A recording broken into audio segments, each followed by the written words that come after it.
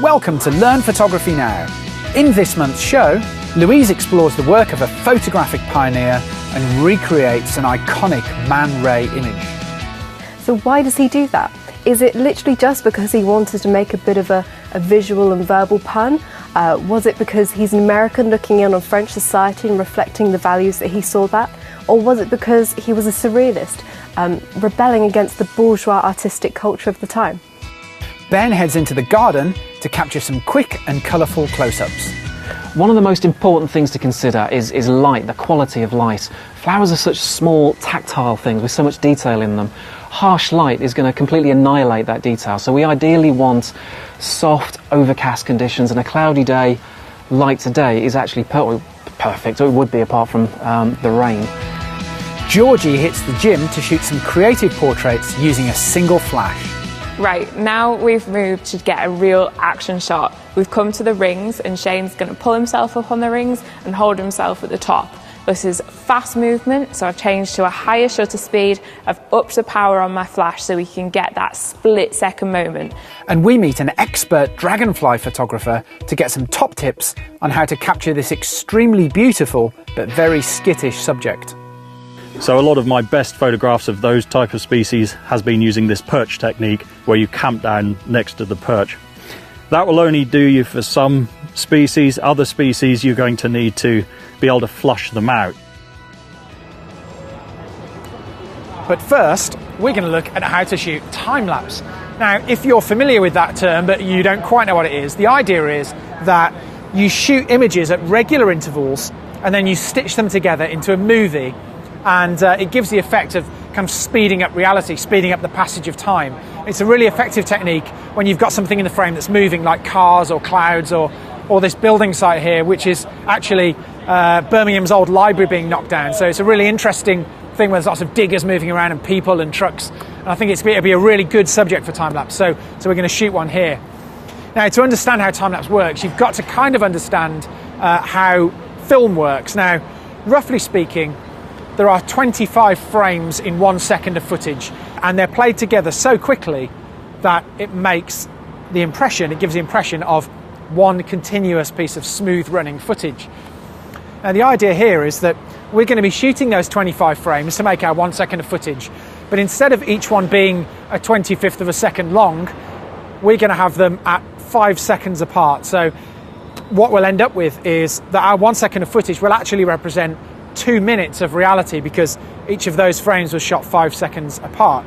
So when we watch that footage back, it will look like super fast motion, and that will be really effective. So there are a few different ways you can do this, and I've got a couple of cameras running over there which I set up about 20 minutes ago to kind of get some footage going, because it takes a while to shoot it. But you can use a phone in normal circumstances.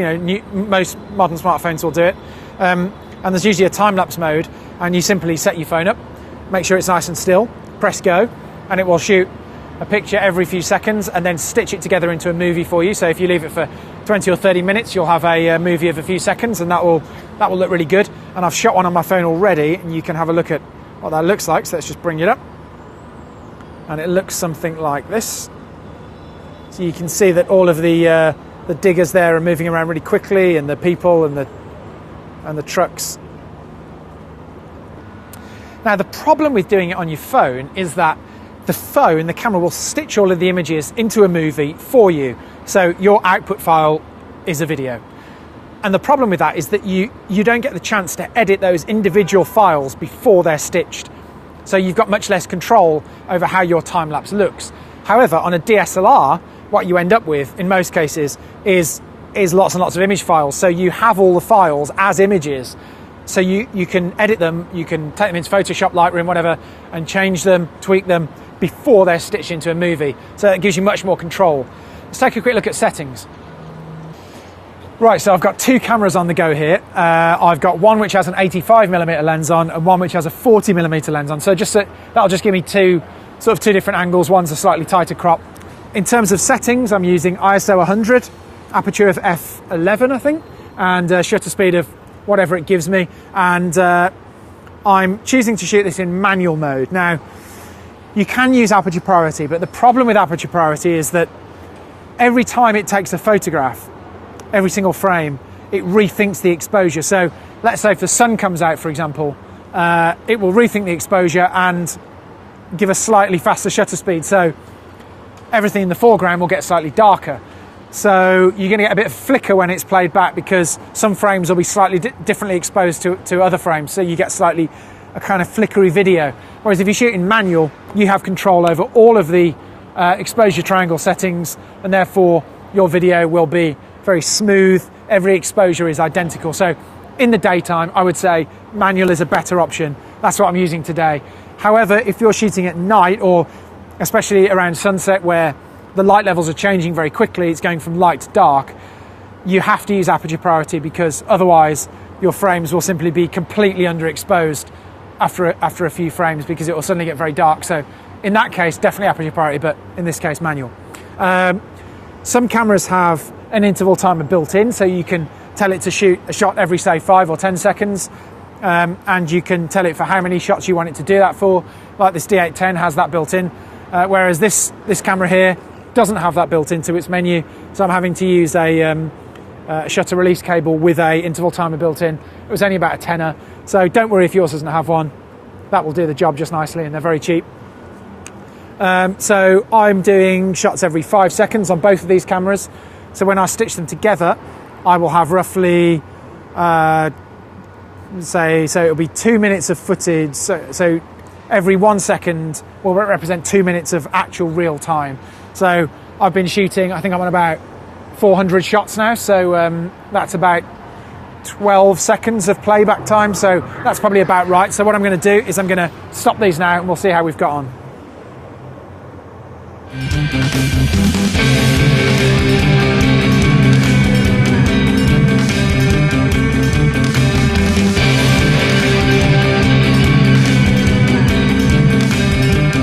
Now, as cool as that footage looked, there are a couple of really, really awesome things you can do to your time lapse as you shoot it to give it that professional edge. Let's check them out.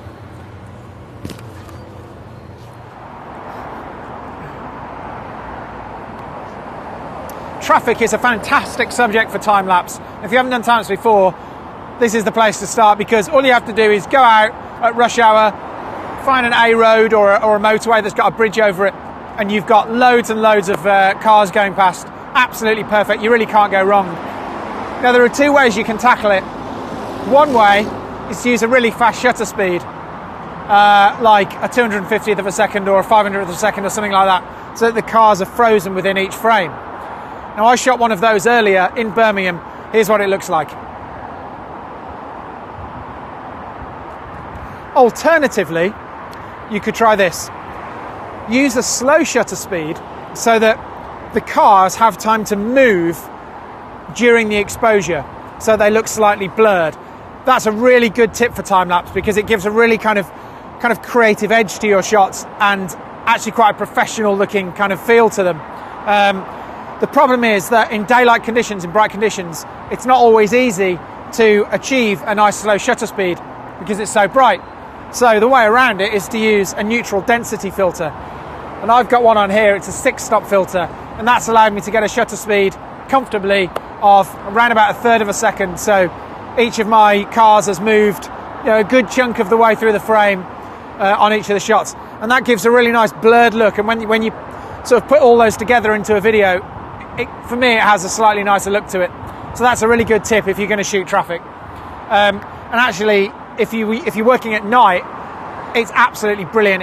It works so well because you get the traffic trails and they're blurred, and it just looks brilliant. Although, of course, at night you won't need an ND filter because it'll be dark enough to get that slow shutter speed.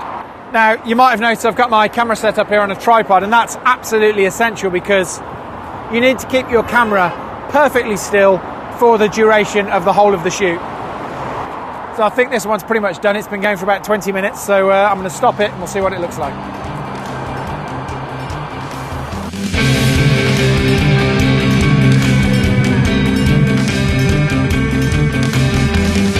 Now, we just said that it's really, really important to keep your camera perfectly still for the whole of your time-lapse shoot.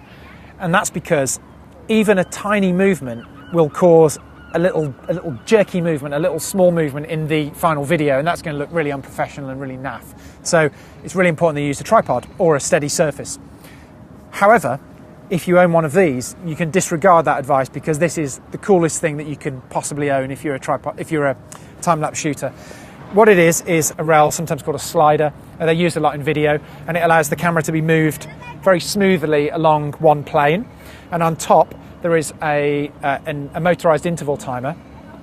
And that means that instead of the camera just being moving freely with your hand, it will do it via a motor, and it does it in very, very small increments.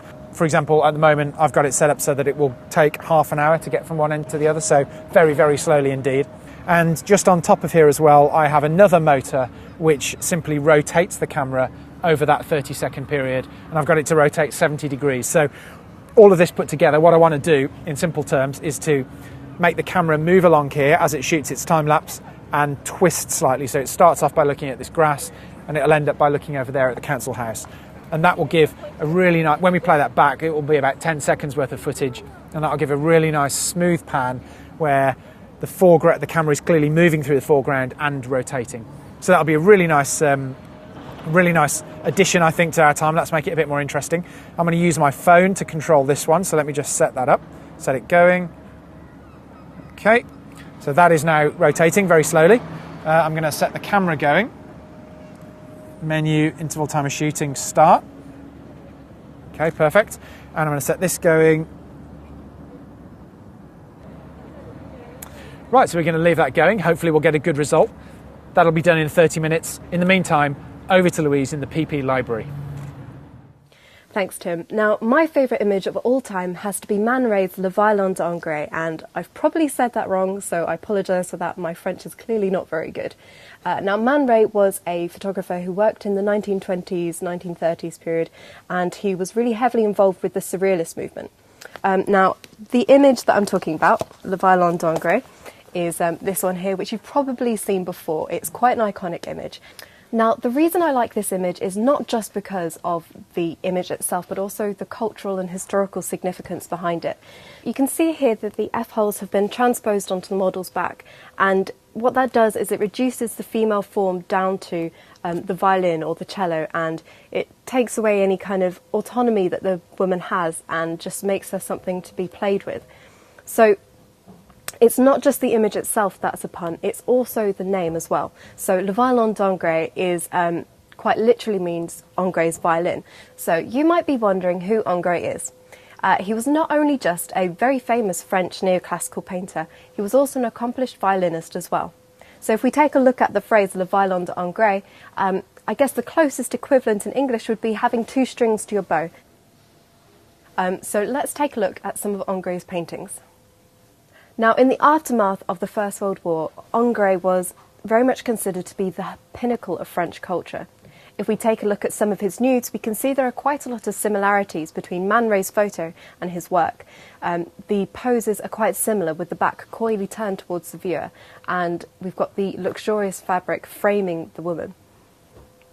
But Man Ray's image is largely a joke at Angres' expense. He takes that common phrase, Le Violon d'Angers, Angres' violin, and turns it into something a bit cheap and something a bit more sexual. He says that the woman is literally a violin that Angres plays. So why does he do that? Is it literally just because he wanted to make a bit of a visual and verbal pun?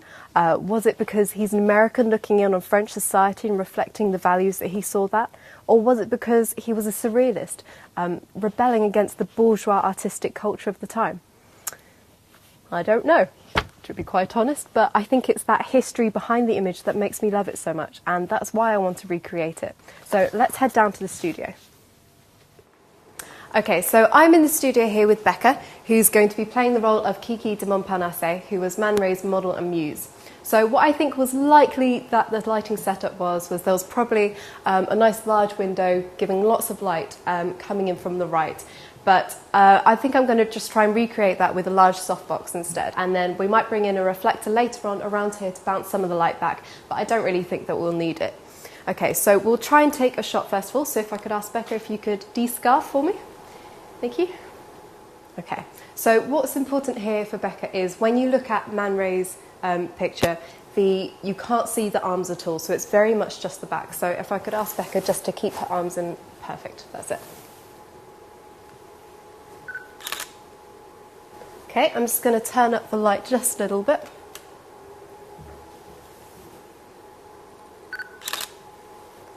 Okay, that's good. Now you may have noticed that there's something missing from this picture. When I've seen other reinterpretations of Man Ray's image online, I can see that a lot of people have drawn on the F-holes themselves manually, but that's not actually what Man Ray did. What he did was he took the image, just like I did then, and then printed it out, and then he drew the F-holes on himself and then photographed it again a second time. I'm not going to do that either, because I truly think that Man Ray was an innovator. He loved to experiment with new processes, and he came up with a lot of processes himself, including the rayograph. So I decided that what I wanted to do was to use every tool that I had at my disposal and use Photoshop to transpose the F-holes from a violin onto Becca's back. So I've got my own violin here. So I'm going to be taking it and just placing it on here and then shoot the F-holes. So I'm just going to bring the light a little bit closer. I might need to turn it up as well. So what I'm going to do is I'm going to place the light just slightly off the side, so I'm going to be able to get a little bit of shadow inside, which I think will create a bit of a hollow feeling. So rather than, like Man Ray did, branding the model by just drawing it on, you'll be able to almost see inside her.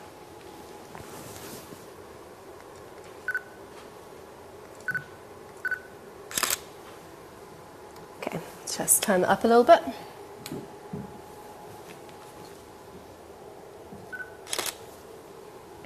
Right, I'm happy with that. All I need to do now is put the images onto my computer and combine them in Photoshop. Okay, so I've got my two images here. I've got the picture of Becca on the left and then the F-holes that I cut out earlier on the right.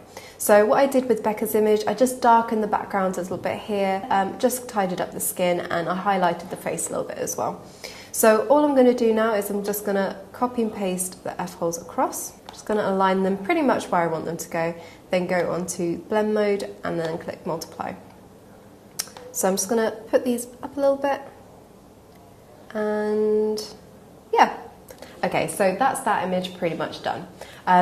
So while Man Ray obviously didn't have Photoshop in the 1920s, I do think that he would be using it if he was around today. And I think that when we look at the two images side by side, while it's obviously not an absolutely faithful representation of Man Ray's original work, I do think it captures the essence of what the image is about, the reflection on society. And I would really recommend that you guys try this at home as well. Take your favourite image and try and recreate it. So you can try and capture the essence of it like I did, or try and recreate it exactly. I think this project has really helped me to stretch my creativity and think outside the box, just like Man Ray did. So that's it from me. Back to you, Tim.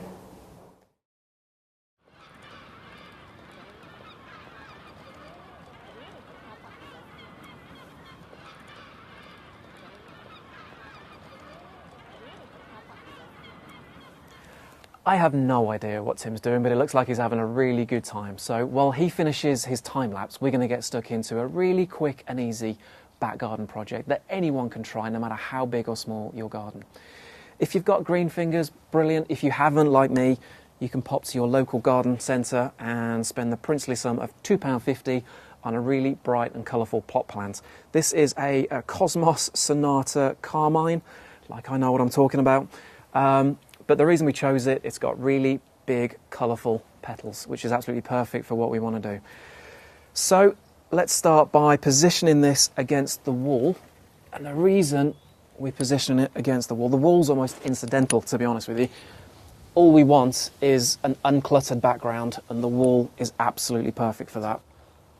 And in terms of settings, we're shooting in aperture priority because depth of field is incredibly important. We're shooting at f4, so nice and shallow. We do, however, need to keep one eye on shutter speed. It's such a small flower that even the smallest bit of movement is magnified. At the moment, shutter speed is about 250th of a second. ISO is 200. Ideally, we'd be at 100, but conditions aren't ideal. As you can probably see, it's raining. And I think in terms of composition, we've got the yellow part of the flower on an intersecting rule of thirds grid, which gives the shot balance. Okay, we've got the camera set to manual focus. You could use autofocus, to be honest. I'd rather take full control. And the other essential piece of kit we've got, obviously, we're locked down onto a tripod. That's to give us maximum stability, but also it encourages you to slow down. It encourages you to consider things like composition more. And because we don't want to touch the camera, we've got a bog standard cable release. One of the most important things to consider is light, the quality of light. Flowers are such small, tactile things with so much detail in them. Harsh light is going to completely annihilate that detail. So we ideally want soft, overcast conditions, and a cloudy day like today is actually perfect, or it would be apart from the rain. You could use a reflector. Reflectors are really helpful. They can fill in shadows. They can also block light. They're particularly good for that, especially with floral portraits like this. We don't need to use one today, but what we might need to use, if it stops raining at least, we've got a fine mister to add a little bit of fine detail to it. We've got a pair of secateurs, which I've nicked off the wife. And actually, looking at the composition, one thing that I might do, I believe Monty Don calls this deadheading.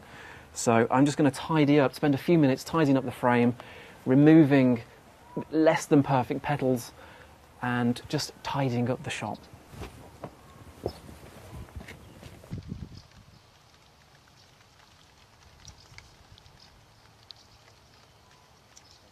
So we've done our deadheading. All we need to do now is focus. I'm really happy with the composition. It's really simple, nicely balanced. Like I said before, we're on manual focus. So using live view, we're just going to zoom in to the point of the photograph where we want the viewer's attention to be drawn. If this was a portrait of a person, it would be their eyes. It's absolutely no different with flowers.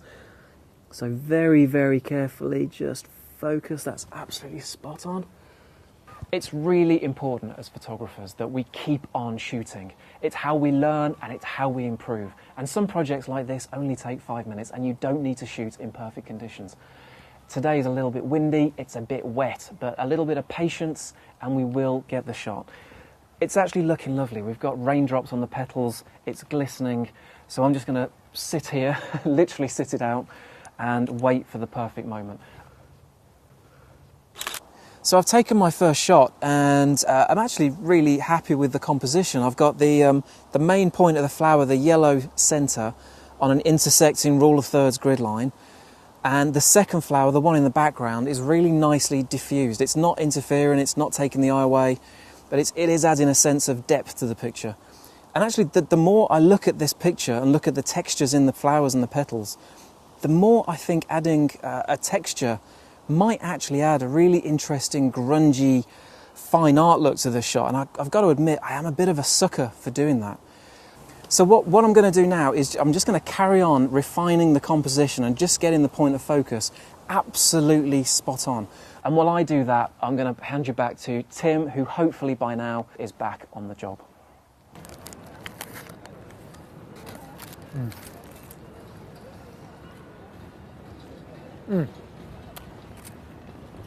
Not done yet.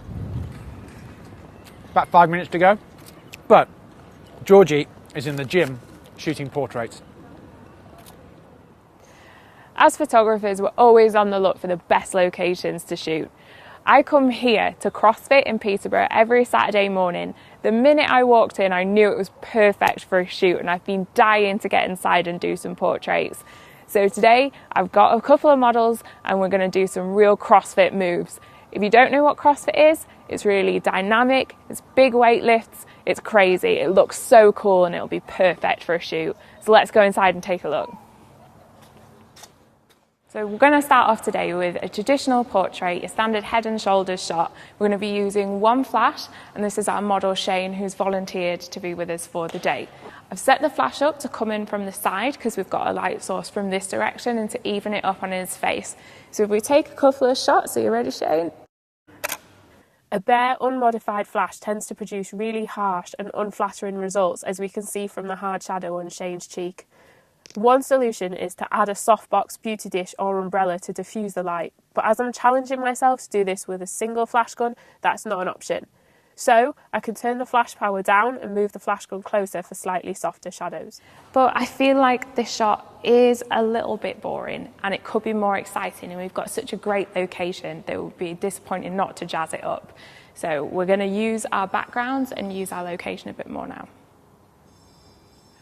Okay, so as I said, this gym is such a cool location, and they have this amazing wall in the gym with painted, with people doing all sorts of cool stuff. So we moved over here and we're going to use this as a backdrop. So I didn't have to bring any fancy backdrops with me. I'm really using the location. I've changed my lens in order to get it in. So I've gone from an 85mm prime to a 17-40. So it's a much more wide angle. I can get loads more in my shot. Considering this, I've moved my flash. Before it was over here, getting this angle, and I've moved it so it's head on to Shane, and it's also getting in some of the background as well and making sure that's nice and light. So let's take a couple of test shots. So Shane, if you could just stretch a little bit, flex, just get limber up, limber up. Right, so that shot looks good, but I think it would be better from a much lower angle. So I'm going to crouch down and get Shane looking really imposing and make sure I get as much of this background in as possible. All right, Shane, so if you just flex out a bit, stretch, that's it. Just make yourself look as big as possible. Getting my camera low helps to make Shane look strong and imposing, and the rim light on the edge of the face gives him more definition against the background. Right, now we've moved to get a real action shot. We've come to the rings and Shane's going to pull himself up on the rings and hold himself at the top. This is fast movement, so I've changed to a higher shutter speed. I've upped the power on my flash so we can get that split-second moment. I'm also shooting from higher up so I can be more square on. I didn't really want a shot from below this time because I've already got one of those. This is a really good shot to get straight center on and go for a full center composition. All right, Shane, are you ready? Yeah. Okay.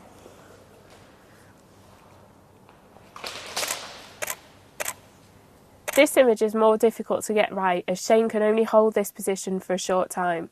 For this reason, I'm shooting lots of images in quick succession, and I've made sure that there are new batteries on the flash gun for a faster flash recycle time.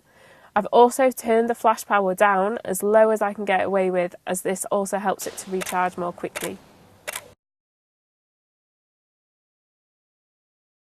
Okay, so the real characteristic thing of CrossFit is the Olympic lifts. It's dynamic, it's crazy. People look at CrossFit and think, oh my God, what are they doing? So I couldn't leave a CrossFit gym without getting a shot of one of these lifts.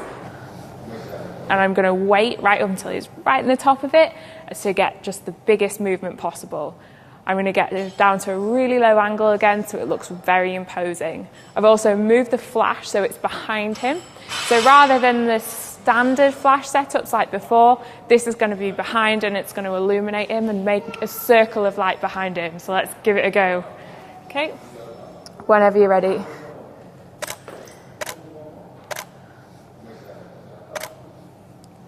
Great.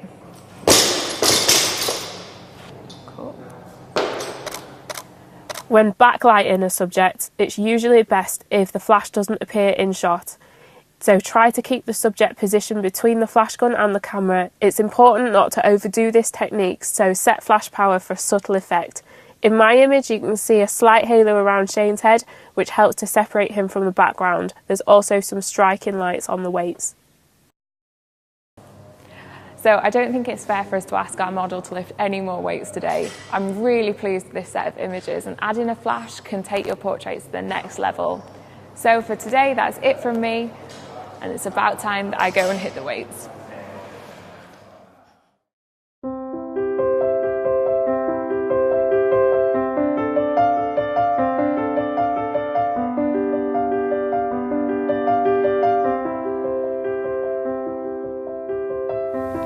So my obsession really started about 10 years ago. It's probably a bit longer than that, about 12 years ago. My mother had been to a jumble sale and picked up a Zenit camera, very, very old, probably 60s, 70s, with an old screw fit attachment. And she'd picked up some macro rings. And then I was out in the forest one day and I found a dragonfly nicely perched and took a sequence of photos, and they came out really well and I was really happy with it. And they were the first really good quality photos I'd taken. And from that point on, everything was macro, everything was insects. And I went digital shortly afterwards, got my first digital camera. I think it was an EOS 300, so when the megapixels were considerably lower than they are today. And started snapping dragonflies again. Really took off from there, and since then I've had the opportunity to upgrade my equipment, get better lenses, learn more techniques, and turned it into a full-time hobby.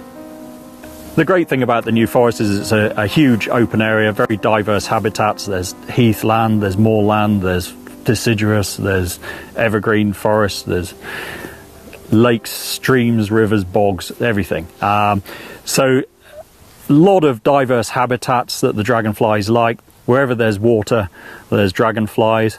And of the 40 breeding species that you get in the UK of dragonflies and damselflies, about 70% of those can be found in the New Forest. So it's a perfect hunting ground for the photographer.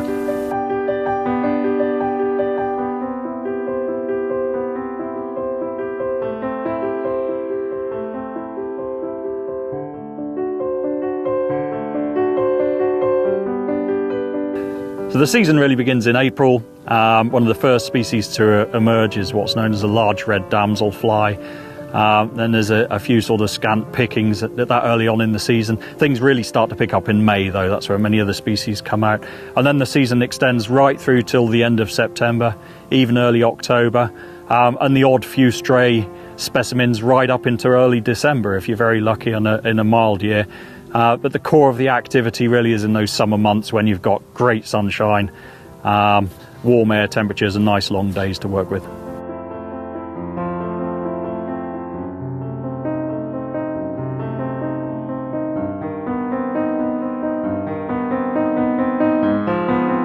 Dragonflies really fit into one of two different categories. They're what I call the perchers, and they're real creatures of habit, some species. So here we're talking about darters and skimmers, chasers, these type of dragonflies. All of these will return to a favourite perch. So that might be a small stick poking out on the riverbed or on the side of a stream. And if you watch, they'll come back. Now, what a mistake a lot of people will make is they'll try and very quickly approach the dragonfly, it will fly off, and then they'll go chasing it to try and find where it sits next. The best thing to do is camp down next to the perch, sit very, very still, and wait for it to come back, and that's when you get your photograph. So a lot of my best photographs of those type of species has been using this perch technique, where you camp down next to the perch. That will only do you for some species. Other species, you're going to need to be able to flush them out. Now, a lot of the big hawker dragonflies will actually sit perched up. They're highly camouflaged, very, very hard to see. So as you walk through the undergrowth, you're hoping that you stir them up. And then, of course, you see they fly up, and then you need to watch. They'll fly around for a bit and then wait for them to come down. Keep your eye on the spot, and this could be 100 meters away, depending on how good your eyes are. And then you need to go in low, crawl right up, and that's when you get your photograph. I call that the flush and stalk technique.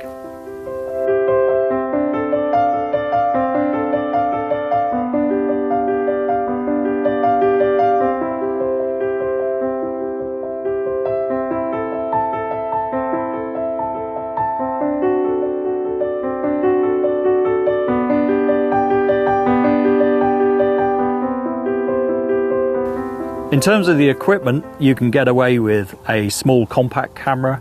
As long as it has a macro capability, you'll still be able to get some great shots.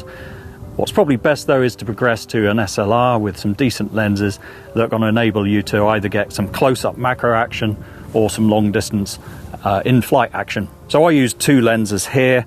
The body I'm using is a Canon EOS 7D, and the two lenses I'm using, firstly, this is an L series 100mm macro lens, And this would be used typically for very close-up shots, damselflies, which are much smaller than dragonflies, very small, slender body about the size of a matchstick, and you want to be able to pick up the detail of all the little hairs around the eyes and so on, and that's what you're going to need for that. This lens, on the other hand, is for larger specimens, bigger dragonflies, and certainly dragonflies that are less approachable. So dragonflies that you're going to be potentially 2 meters or more away from when you go to take your shot. This is also the lens that I'd use for doing in-flight photography. It's not a zoom lens, it's a fixed focal lens. This is a 300mm L series lens, it's an f4 lens. You're always shooting in very, very bright conditions. Dragonflies only come out in the brightest of days. So you don't need to have an enormous range of aperture settings on here. The f4 is far more affordable, obviously, than the 2.8 equivalent, but this is perfect. Fixed focal means you've got fewer things to worry about. You don't have to be zooming in and out. You can just focus on your subject and only worry about the focusing and taking the photograph.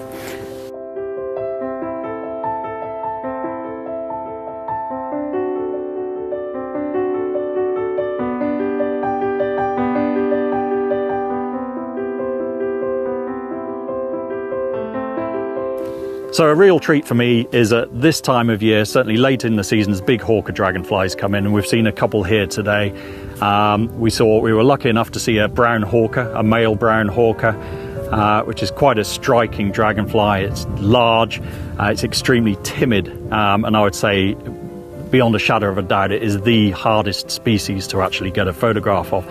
Not easily approachable, very, very hard to photograph in flight. Some of the other dragonflies, starting earlier in the season, the emperor dragonflies are probably the best ones to start practicing in-flight photography with. And then towards the end of the season, August, September time, the southern hawkers and the migrant hawkers come out, and they're a lot easier to photograph. Still a challenge. In-flight photography takes an awful lot of practice and it's still challenging, but they really are quite spectacular. And when you can pull off a photograph of a southern hawker, it really is quite an impressive thing.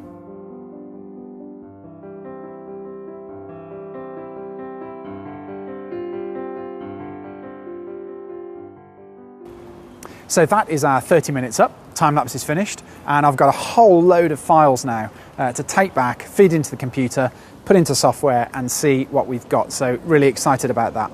I would definitely recommend you having a go at time lapse if you're looking for a new photographic technique to try out, and definitely consider those two techniques we looked at, the ND filter or the sort of motorized slider, to give your time lapses that slightly more professional look. So that is about it from us this month. See you next time.